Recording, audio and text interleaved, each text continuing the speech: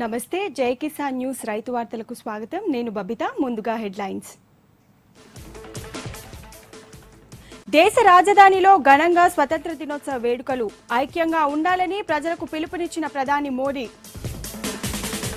తెలుగు రాష్ట్రాల్లో 15 ఆగస్టు వేడుకలు. ఇటు గోల్కొండలో అటు తిరుపతిలో.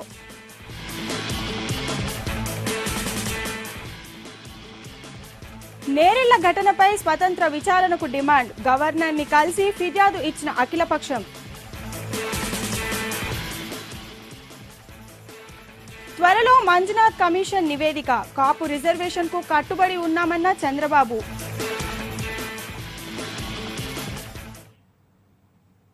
ఇక డీటెయిల్స్ చూస్తే, దేశ రాజధాని ఢిల్లీలో 71వ స్వతంత్ర దినోత్సవ వేడుకలు అట్టహాసంగా ప్రారంభమయ్యాయి. ఈ సందర్భంగా ప్రధాని నరేంద్ర మోడీ దేశ ప్రజలకు స్వతంత్ర దినోత్సవ శుభాకాంక్షలు తెలిపారు. మహాత్మునికి రాజ్ ఘాట్ వద్ద నివాళులు అర్పించిన మోదీ ఎర్రకోటపై జాతీయ జెండాను ఆవిష్కరించారు.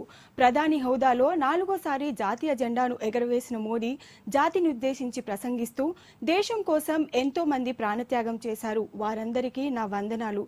గడిచిన రోజుల్లో చాలా ప్రాంతాల్లో సంకట పరిస్థితులు ఏర్పడ్డాయి. దేశవ్యాప్తంగా వరదలతో అపార నష్టం జరిగింది. ప్రకృతి వైపరీత్యాలపై ప్రజలంతా అప్రమత్తంగా ఉండాలి. గోరఖ్పూర్ ఆసుపత్రిలో అమాయక చిన్నారులు మృతి చెందడం బాధాకరమైన విషయం. ఇలాంటి సంకట పరిస్థితుల్లో అందరూ ఐక్యంగా ఉండాలి. తెలుగు రాష్ట్రాల్లో స్వతంత్ర దినోత్సవ వేడుకలు ఘనంగా జరుగుతున్నాయి. హైదరాబాద్లోని చారిత్రక గోల్కొండ కోటలో జరుగుతున్న వేడుకలకు తెలంగాణ సీఎం కేసీఆర్, కేబినెట్ మంత్రులు, ఉన్నతాధికారులు హాజరయ్యారు. ఇక ఏపీలో ఈసారి తిరుపతిలో స్వతంత్ర దినోత్సవ వేడుకలు నిర్వహిస్తున్నారు.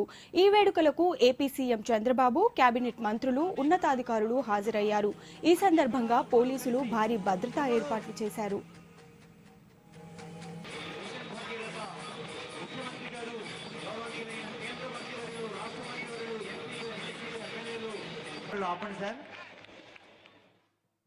Arvinder Singh IAS deputy secretary government protocol Karimnagar, అలాగే special armed reserve, city armed reserve అహింస అనే ఆయుధాన్ని పరిచయం చేసి భారతావనిలో పుట్టినందుకు మదర్ తెరెసాకు జాతీయ పతాకం ఎగురవేయడానికి సహకరిస్తూ ఇక్కడ ఆ దృశ్యాన్ని వీక్షించండి.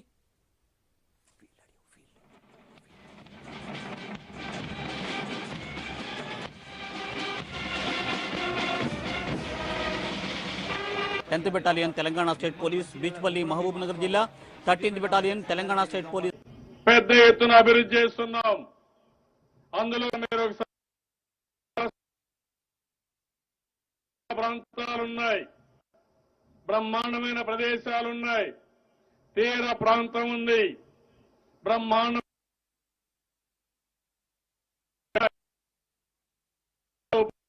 ఉపయోగించుకుని టూరిజాన్ని కూడా ప్రమోట్ చేసి పెద్ద ఎత్తున ఉపాధి అవకాశం ఉంది.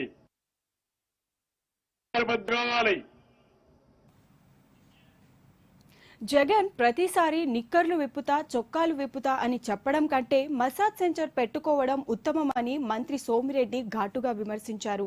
ప్రతి చోట జగన్ అభివృద్ధి నిరోధకుడిగా మారుతున్నారని అన్నారు.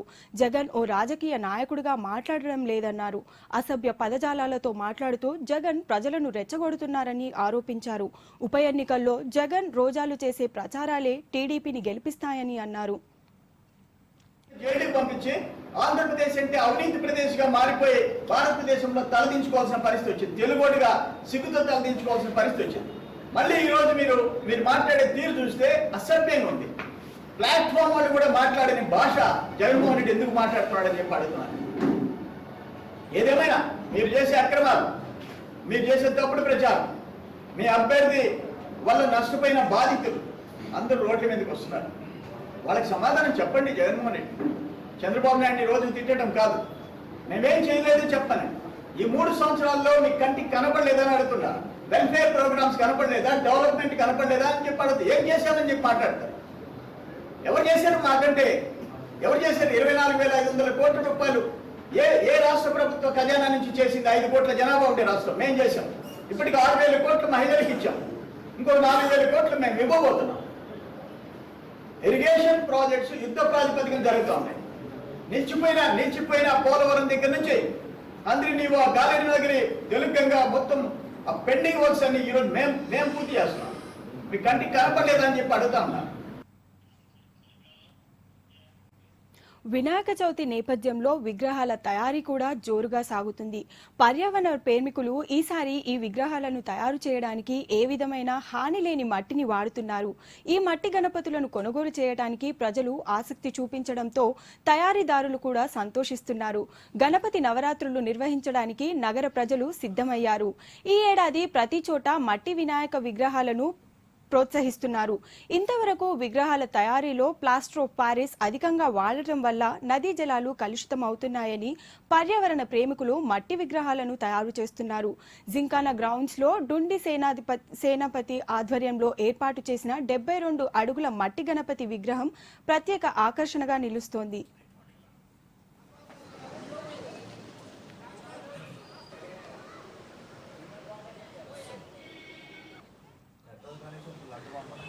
నా పేరు రఘురామ్ మాగులూరి, ప్రెసిడెంట్ పర్యావరణ పరిరక్షణ సమితి.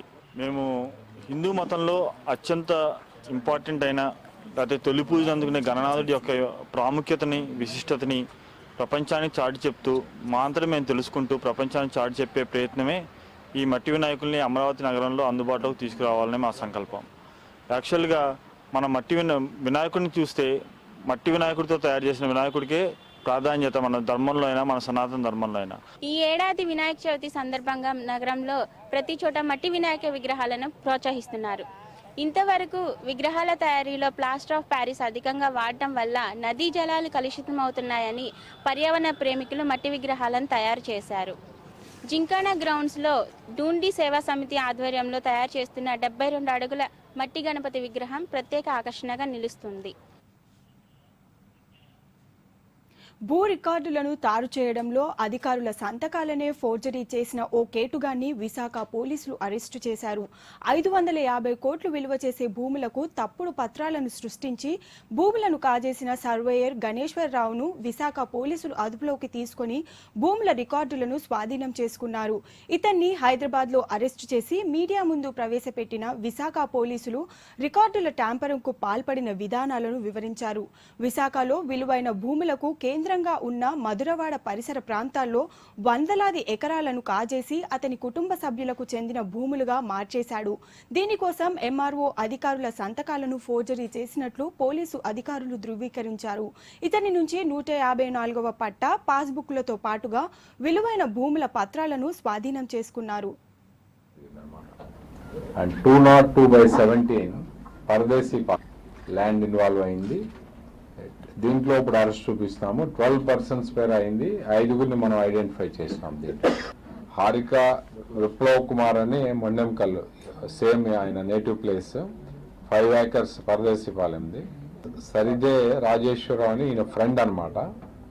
ఆయన పేరు 4.80 ఏకర్స్ చేసినాడు.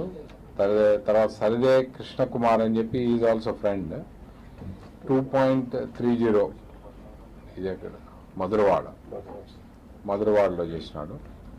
తర్వాత తెలగంశెట్టి కృష్ణ 10.13 ఏకర్స్ ఈ మధురవాడది అగ్రిమెంట్ ఆన్ హిజ్ కొడుకు పేరు చేయించినాడు అనమాట, జి విజయశేఖర్. మెదక్ జిల్లా పాపన్నపేట మండల కేంద్రంలోని శ్రీ విద్యా పాఠశాలలో కృష్ణాష్టమి వేడుకలు ఘనంగా నిర్వహించారు. ఈ వేడుకలను పురస్కరించుకొని విద్యార్థులు కృష్ణుని గోపికల వేషధారణలు వేసుకొని ఆటపాటలతో అందరినీ ఆకట్టుకున్నారు. ఈ యొక్క కార్యక్రమంలో ప్రిన్సిపల్ రవీందర్, ఉపాధ్యాయులు కృష్ణ, మాధురి తదితరులు పాల్గొన్నారు.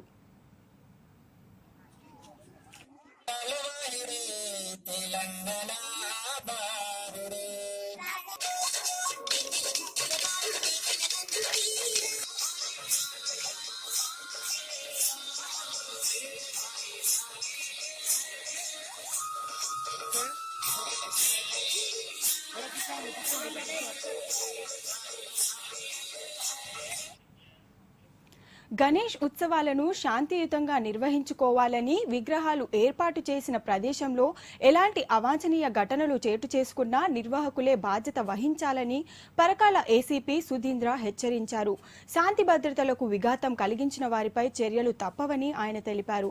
పరకాల పోలీస్ స్టేషన్లో వివిధ కుల సంఘాలతో ఆయన సమావేశం నిర్వహించి అందరూ కలిసికట్టుగా ఉండి ఉత్సవాలను శాంతియుతంగా నిర్వహించుకోవాలని కోరారు. తాకి అది ప్రాబ్లం రావడం అట్లా ఏం కావద్దు. అది ఒక ముఖ్య గమనిక అందరికీ. నెక్స్ట్ మీ ఎవరెవరైతే ఒక్కొక్క పండుగ దగ్గర ఉంటారో పండుగ మీ కమిటీస్ ఏర్పాటు చేసుకుంటారు కదా, ఆ కమిటీస్ యూనియన్లో మాకు ఇవ్వాలి మీరు ఎవరెవరు ఉంటున్నారు వాటిల్లో అని చెప్పి. ఎప్పటికి నుంచి అయితే వినాయక చవితి స్టార్ట్ అవుతుందో అప్పటి నుంచి డైలీ ఒకళ్ళు అక్కడ ఉండి ఆ రెస్పాన్సిబిలిటీ తీసుకోవాలి. ఆ గణేష్ దగ్గర ఎటువంటి వేరేవి ఏం లేకుండా అని చెప్పని ఆ గణేష్ ఐడల్ సెక్యూరిటీ అని మా వాళ్ళు ఉంటారు. బట్ చాలా ఐడల్స్ ఉంటాయి కాబట్టి మీ కమిటీ ఎవరెవరైతే మీరు పెడుతున్నారో గణేష్ ఐడల్ది, ఆ ఐడల్కి సంబంధించిన కమిటీలో ఎవరో ఒకళ్ళు కంపల్సరీ డైలీ ఒకళ్ళు ఉంటే దాన్ని ప్రొటెక్ట్ చేయడానికి ఎటువంటి ప్రాబ్లమ్స్ రాకుండా చూడడానికి చాలా బాగుంటుంది. సో అదొక ఇంపార్టెంట్ థింగ్ చెప్పదలుచుకున్నాం. అండ్ పెద్ద పెద్ద ఐడల్స్ ఇవి ఎక్కడ పెడతారు ఏంటి వాటికి ప్రాపర్గా. విశాఖలో 15 ఆగస్టు వేడుకలు దేశభక్తిని చాటి చెప్పేలా చేస్తున్నాయి. విశాఖ సాగర తీరంలో అఖిల భారత విద్యార్థి పరిషత్ ఆధ్వర్యంలో భారీ జాతీయ పతాకాన్ని వాడవాడలా ప్రదర్శించారు. విద్యార్థులు పెద్ద ఎత్తున తరలివచ్చి పోరాట ఉద్యమంలో అసువులు బాసిన అమరవీరుల గాథను చాటి చెప్పారు. దేశ స్వతంత్ర సమయం నాటి ఉద్యమ పోరాట స్ఫూర్తిని నేటి యువతరం ఆదర్శంగా తీసుకోవాలంటూ విద్యార్థి సంఘాల నేతలు ఈ సందర్భంగా పిలుపునిచ్చారు. माता की जय, वंदे मातरम, बोलो बोलो भारत माता की जय, भारत माता के जय, भारत माता के जय।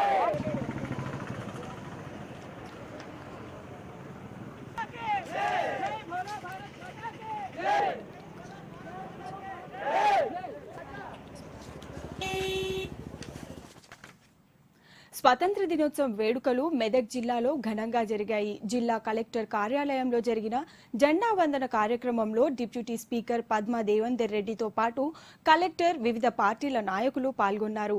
ఈ సందర్భంగా విద్యార్థులు చేసిన విన్యాసాలు ఆకట్టుకున్నాయి. ఈ సందర్భంగా పద్మా దేవేందర్ రెడ్డి మాట్లాడుతూ స్వతంత్ర సమరయోధుల త్యాగాలను ప్రతి ఒక్కరూ గుర్తుంచుకోవాలన్నారు. 24 గంటల పాటు రైతాంగానికి నిరంతరం విద్యుత్ అందించేందుకు కృషి చేసిన గౌరవ ముఖ్యమంత్రి గారికి మెదక్ జిల్లా రైతుల పక్షాన ధన్యవాదాలు తెలియజేస్తా ఉన్నాను. తెలంగాణ రాష్ట్రం ఏర్పడిన 3 నెలల్లోనే కరెంటు సమస్యను అధిగమించడం జరిగింది. 24 గంటల పాటు వ్యవసాయానికి నిరంతర విద్యుత్ ఇవ్వడానికి మెదక్ జిల్లాను ప్రయోగాత్మకంగా ఎంపిక చేసిన విషయం మీ అందరికీ తెలిసింది. మన జిల్లాలో అధిక శాతం విద్యుత్ పైన ఆధారపడి వ్యవసాయం చేస్తున్నారు. గత ప్రభుత్వ హయాంలో కరెంటు విషయంలో జిల్లా రైతాంగం అనేక ఇబ్బందులు ఎదుర్కొంది. కానీ నేడు వ్యవసాయానికి 24 గంటల పాటు విద్యుత్ సరఫరా చేసేందుకు అధికారులు సిద్ధంగా ఉన్నారు. రైతులు కోరిన సమయానికి విద్యుత్ ఇచ్చేందుకు అన్ని ఏర్పాట్లు చేయడం జరిగింది. ప్రయోగాత్మకంగా చేపట్టిన ఈ పథకం విజయవంతానికి తోడ్పడిన ప్రతి ఒక్క అధికారికి అభినందనలు తెలియజేస్తున్నారు. తెలంగాణను బంగారు తెలంగాణగా రూపొందించుకోవడానికి మన ప్రియతమ ముఖ్యమంత్రి గారు గత 3 సంవత్సరాలుగా అహర్నిశలు కృషి చేస్తున్నారు. ఆలేరు శివార్లలోని నిర్మానుష్య ప్రాంతాల్లో టీనేజీ యువకులను టార్గెట్ చేసుకుని హుక్కా దందా నిర్వహిస్తున్నారని సమాచారం అందుకున్న ఆలేరు ఎస్ఐ నరసింహులు దాడి చేసి పలువురు యువకులను అదుపులోకి తీసుకున్నారు. వారిని విచారించగా పోలీసులు విస్తుపోయే నిజాలను వెల్లడించారు. భువనగిరి, ఆలేరు, జనగామ ప్రాంతాల్లోని యువకులను టార్గెట్ చేసుకుని ఆలేరు కేంద్రంగా హుక్కా దందా నిర్వహిస్తున్న పలువురి పేర్లు బయటపెట్టారు.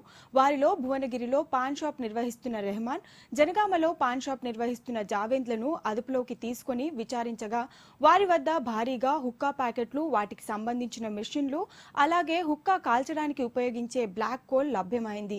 నిందితులను తదుపరి విచారణ నిమిత్తం కోర్టులో హాజరుపరచనున్నట్లు ఆలేరు ఎస్ఐ నరసింహులు తెలిపారు. మాకు వచ్చిన ఇన్ఫర్మేషన్ ప్రకారం ఆలేరు పొలంపాక చర్చిలో 4 పోరగాళ్ళు ఇలా కూర్చొని ఉన్నారని చెప్పేసి మాకు ఇన్ఫర్మేషన్ ఇస్తే వెళ్ళడం జరిగింది. అక్కడ వెళ్తే వాళ్ళ దగ్గర ఒక ఉక్క మిషన్ ఉంది. వాళ్ళు అక్కడ పీసులు మాకు పట్టుబడిದ್ರು. వాళ్ళని స్టేషన్ తీసుకొని వచ్చి ఎక్కడి నుంచి వచ్చిన సోర్సెస్ ఎక్కడి నుంచి వచ్చినాయి, ఏం చేస్తారు ఇక్కడ. విజయనగరం జిల్లా ఆలమండ సంత నుండి కొనుగోలు చేసిన 10 పాడి ఆవులను పోషణ నిమిత్తం కరీంనగర్కు తీసుకుని వెళ్తుండగా పశ్చిమ గోదావరి జిల్లా కొయ్యలగూడెం మండలం బయ్యన్నగూడెం వద్ద ప్రమాదానికి గురి అయింది. ఆగి ఉన్న వ్యానుని వెనుక నుండి లారీ బలంగా ఢీకొట్టడంతో సాంబయ్య అనే వ్యక్తి మృతి చెందాడు. మరో 2కి తీవ్ర గాయాలు అవడంతో కొయ్యలగూడెం హాస్పిటల్కు తరలించారు.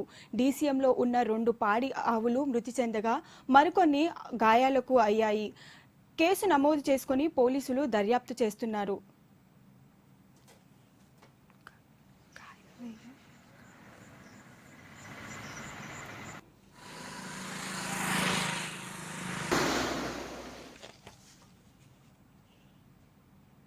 స్వతంత్ర దినోత్సవ వేడుకలు గుంటూరు బృందావన్ గార్డెన్స్ లో తెలుగుదేశం పార్టీ ఆధ్వర్యంలో ఘనంగా జరిగాయి. వెంకటేశ్వర వాకింగ్ ట్రాక్ లో జిల్లా తెలుగు యువత నాయకుడు రావిపాటి సాయి సారథ్యంలో ఏర్పాటు చేసిన జెండా వందనం కార్యక్రమంలో ఎంపీ జయదేవ్ గల్లా, ఓఎన్డీ దేవినేని కరుణ చంద్రబాబు జాతీయ జెండాను ఆవిష్కరించారు. మరోవైపు గుంటూరు జిల్లా సిపిఐ కార్యాలయం ఎదుట జాతీయ పతాకాన్ని సిపిఐ రాష్ట్ర సహాయ కార్యదర్శి ముప్పల్ల నాగేశ్వరరావు ఆధ్వర్యంలో ఘనంగా నిర్వహించారు.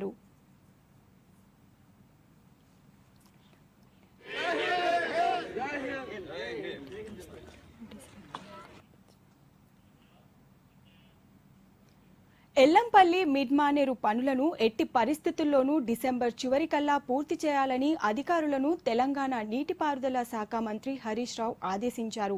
వచ్చే ఏడాదిలో అడుగుపెట్టే నాటికి ఎల్లంపల్లి నీళ్లు మిడ్మానేరులో పడాలన్నారు. జలసౌదాలో కాళేశ్వరం ప్రాజెక్టు పనుల పురోగతిని హరీష్ రావు సమీక్షించారు. ఈ ప్రాజెక్టు 7 జిల్లాల రైతుల జీవితాలతో ముడిపడిందని మరోసారి గుర్తు చేశారు. ప్రాజెక్టులోని 6, 7, 8 ప్యాకేజీల పనులను జరుగుతున్న ప్రాంతంలో వారంలో 2 రోజుల పాటు ఉండి క్షేత్రస్థాయిలో పరిశీలించి సమీక్షించాలని ఎత్తిపోతల పథకాల సలహాదారు పెంటారెడ్డిని ఆదేశించారు. నవంబర్ చివరికల్లా ఎలక్ట్రికల్, మెకానికల్ పనులను పూర్తి చేయాలని ఆదేశించారు.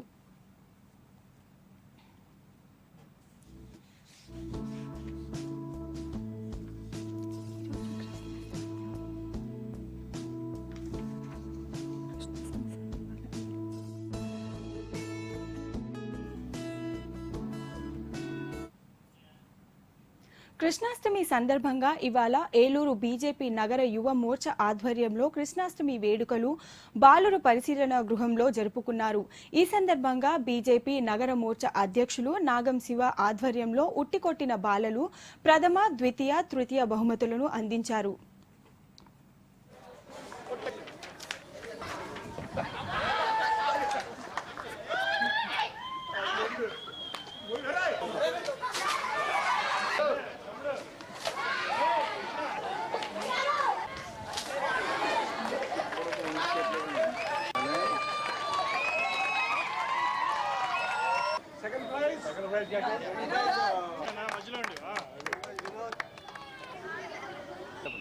ఈరోజు కృష్ణాష్టమి సందర్భంగా ఏదైతే ప్రపంచానికి జగద్గురువు, ప్రపంచాన్ని నీతివంతమైన దేశంగా మార్చడం కోసం ప్రపంచాన్ని పోరాడిన శ్రీకృష్ణ భగవానుని జన్మదిన వేడుకలు స్థానిక జోయనల్ హోమ్లో శనివారపేట నందు భారతీయ జనతా పార్టీ యువ మోర్చా ఆధ్వర్యంలో అత్యంత వైభవంగా నిర్వహించడం జరిగింది. దీంట్లోనే ఉట్టికొట్టే కార్యక్రమం నిర్వహించి ఉట్టిన 1, 2, 3 ప్రైజులను మనం ఇవ్వడం జరిగింది. అదేవిధంగా మనం తీసుకున్నట్లయితే కృష్ణుడిని ఎందుకు తీసుకోవాల్సి వచ్చింది, కృష్ణుడు ప్రపంచానికి గురువు అని ఎందుకు వచ్చిందంటే, కృష్ణుడు ఏదైతే శ్రీకృష్ణుడు కురుక్షేత్ర యుద్ధంలోని వెనక్కి తగ్గి ఈతో యుద్ధం చేయనంటాడో అప్పుడు ఆయన కర్మసిద్ధాన్ని ప్రతిపాదించి ఆయన చెప్పిన సారాంశాన్ని భగవద్గీతగా మనం సృష్టించారు. ఆ భగవద్ గ్రంథాన్ని అబద్ధాలతో పాలన సాగిస్తూ ప్రజలను మభ్యపెట్టి అవినీతిలో మునిగి తేలుతున్న తెలుగుదేశం పాలకులు తమ మీద వచ్చిన ఒక్క ఆరోపణ మీద నోరు మెదపటం లేదని, జగన్ను రోజాని తిట్టడానికి మాత్రమే మైకుల ముందుకు వస్తున్నారని వైకాపా అధికార ప్రతినిధి కొయ్య ప్రసాద్ రెడ్డి విమర్శించారు. పోలవరం ప్రాజెక్టును 2018 నాటికి పూర్తి చేస్తానంటున్న చంద్రబాబు ఇప్పటి వరకు చేసిన ఖర్చుల మీద అనుమానాలున్నాయని, కేంద్ర బృందం తనిఖీలకు వచ్చిందని, జన్మభూమి కమిటీలు పనుల పేరుతో ప్రభుత్వ ఖజానాను దోచుకుంటున్నాయని ప్రసాద్ రెడ్డి అన్నారు. నారా లోకేష్ అనంతపురంలో ఇంకా భూసేకరణే పూర్తి కాని కియా కార్ల కంపెనీలో 5 లక్షల ఉద్యోగాలు ఇచ్చామని జనం ముందే అబద్ధాలు చెప్పారని దుయ్యబట్టారు. విభజన చట్టంలో పొందుపరిచిన అంశం మొట్టమొదటి సంవత్సరమే 16,500 కోట్ల రూపాయలు ఆంధ్రప్రదేశ్ రాష్ట్రానికి కేంద్ర ప్రభుత్వం ఇవ్వాలని చెప్పి నిర్ణయించినటువంటి ఆ లోటు బడ్జెట్ 16,500 కోట్లు కాదు, ఆంధ్రప్రదేశ్ రాష్ట్ర లోటు బడ్జెట్ కేవలం 4 కోట్ల మాత్రమే అని చెప్పి కేంద్ర ప్రభుత్వం ప్రకటించి దాదాపు 3 రోజులైతే ఈ రోజు వరకు ముఖ్యమంత్రి కానీ రాష్ట్ర మంత్రులు కానీ ఏ ఒక్కరు కూడా స్పందించలేని దౌర్భాగ్యమైన పరిస్థితి ఇవాళ మనం చూస్తూ ఉన్నాం. దాంతోపాటు పోలవరం ప్రాజెక్టు లెక్కలు రాష్ట్ర ప్రభుత్వం ఖర్చు పెట్టే ఖర్చు మీద మాకు అనుమానాలు ఉన్నాయని చెప్పి వీళ్ళ కేంద్ర ప్రత్యేక కమిటీ ఈవేళ పోలవరం తనిఖీకి వస్తే మెదక్ జిల్లా పాపన్నపేట మండలంలోని ఎల్లాపూర్ గ్రామంలో ఇవాళ డిప్యూటీ స్పీకర్ పద్మా దేవేందర్ రెడ్డి గ్రామ పంచాయతీ భవనాన్ని ప్రారంభించారు. అనంతరం బాచారం గ్రామ శివారులలోని సంగమేశ్వర ఆలయంలో ప్రత్యేక పూజలు నిర్వహించారు. ఈ సందర్భంగా ఆమె మాట్లాడుతూ పురాతన దేవాలయాల అభివృద్ధికి ప్రభుత్వం కట్టుబడి ఉంది అన్నారు. అంతేకాకుండా ధూపదీప నైవేద్యం కొరకు స్పెషల్గా కొన్ని నిధులు కేటాయించడం జరిగింది అన్నారు.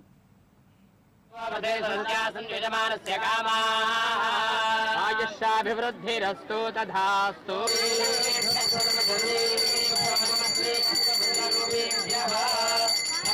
సంగమేశ్వర స్వామి పూజనైన భగవాన్ సర్వం శ్రీ సంగమేశ్వర స్వామి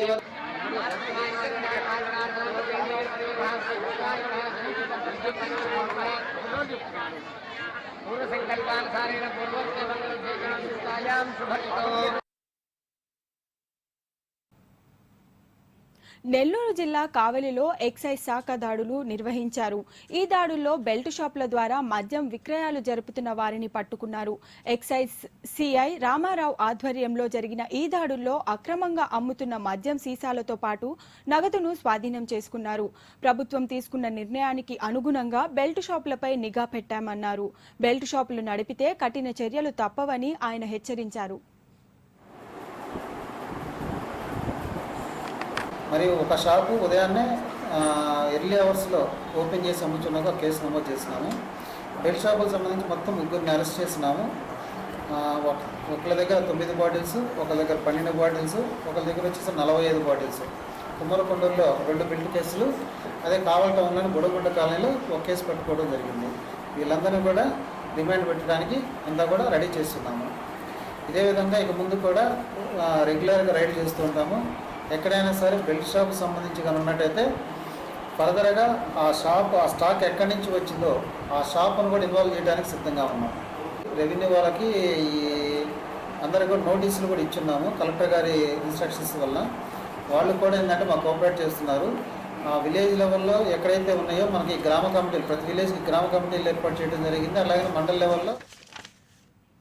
పశ్చిమ గోదావరి జిల్లా ఏలూరు పోలీస్ పెరేడ్ గ్రౌండ్లో స్వతంత్ర దినోత్సవ వేడుకలు ఘనంగా జరిగాయి.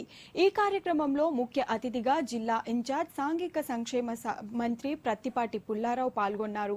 ఈ సందర్భంగా మంత్రి మాట్లాడుతూ వ్యవసాయ రంగాన్ని అభివృద్ధి దిశగా నడిపేందుకు ప్రభుత్వ ప్రణాళిక సిద్ధం చేసిందని చెప్పారు.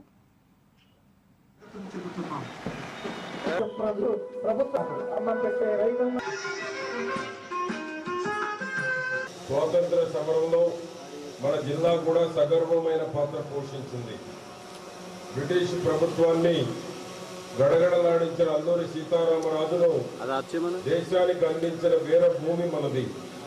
ఎందరో త్యాగదలు దేశం కోసం తమ జీవితాలను పణంగా పెట్టి ప్రజల స్వేచ్ఛ స్వాతంత్రాలతో సగర్వంగా జీవించగలిగే మంచి అవకాశాన్ని కల్పించారు. వారి నిస్వార్థ త్యాగాలను స్మరిస్తూ దేశ స్వాతంత్రం కోసం తమ జీవితాలను అర్పించిన అటువంటి అమరవీరులకు ఈ సందర్భంగా జోహార్లు అర్పిస్తున్నాను. పులస పేరు వినగానే ఎవరికైనా నోరూరుతుంది. ఆ పులస చేపలు ప్రపంచంలో ఎక్కడా లేని విధంగా గోదావరి ఆనకట్ట దిగువన ప్రాంతంలో మాత్రమే దొరుకుతాయి. వీటికి ఉన్న డిమాండ్ అంతా ఇంతా కాదు. గోదావరిలో ఎర్ర నీరు ఉండడం మాత్రమే లభించే ఈ వలసల్ని వెంటాడేందుకు మత్స్యకారులు పడే శ్రమ అంతా ఇంతా కాదు. దూర ప్రాంతాల్లోనూ దేశ విదేశాల్లోనూ ఉంటున్న బంధుమిత్రులకు ఈ పులస కూరలోని పులుపు చూపించి ఆనందపడుతుంటారు. అలాంటి పులసపై జై కిసాన్ స్పెషల్ ఫోకస్.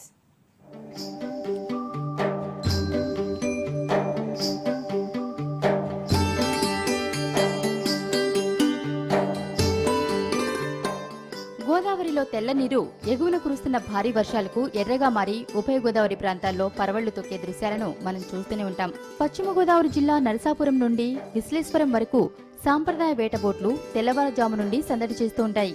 ఆ సందళ్లలో గాలిలో విచ్చుకుంటున్న వల కళ్లు మూసి తెరిచేలోపే నీటిలోకి సర్రున దూసుకెళ్లి జలపుష్పాల్లో రాజైన పులుసల్ని బంధిస్తూ మనకు చక్కటి పులుసల్ని అందిస్తాయి. వాటిని మనం ఆవురావురంటూ తింటాం. అంతేకాక పులుసపై సామెతలు కూడా బాగా వాడుకలో ఉన్నాయి. పుస్తలైన అమ్మి పులుసకూర తినాలన్న సామెత ఒకటి బాగా ప్రాచుర్యంలో ఉండటాన్ని గమనిస్తే పులుసకూరపై మనకున్న ఎనలేని అభిమానమనే చెప్పాలి. దేశ విదేశాల్లో ఉంటున్న బంధుమిత్రులకు ఈ పులుసకూరలోని పులుపు చూపించి మనం ఎంతో ఆనందపడుతూ ఉంటాం. అయితే ఇతర చేపల మాదిరిగా పులుసకూర వండటం అంత సులువు కాదు. దీన్ని ప్రత్యేకమైన పొయ్యిలపై వెన్నరాసిన మట్టి కుండలో వండటం ఓ ప్రత్యేకత. ఇలా వండటం వల్ల పులుస ముక్కలో ఉన్న ముళ్లు కరిగిపోతాయి. తద్వారా పులుస ముక్కను ఇట్టే తినేయొచ్చు. అయితే ఈ పులుస కూరను ఈ రోజు వండి తిన్నదానికంటే మరుసటి రోజు తింటే చాలా రుచిగా ఉంటుంది.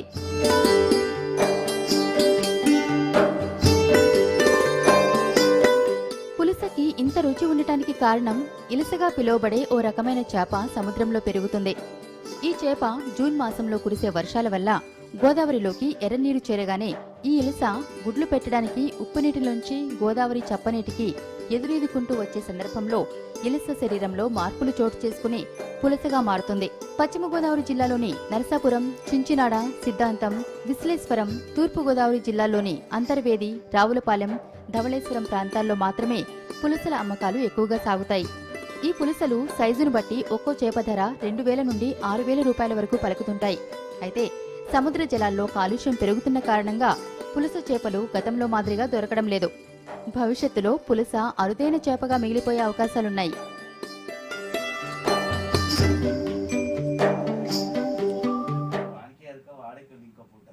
ఇవి ఇప్పటి వరకు ఉన్న బులెటిన్ అప్డేట్స్. మరిన్ని అప్డేట్స్ కోసం చూస్తూనే ఉండండి జై కిసాన్ న్యూస్.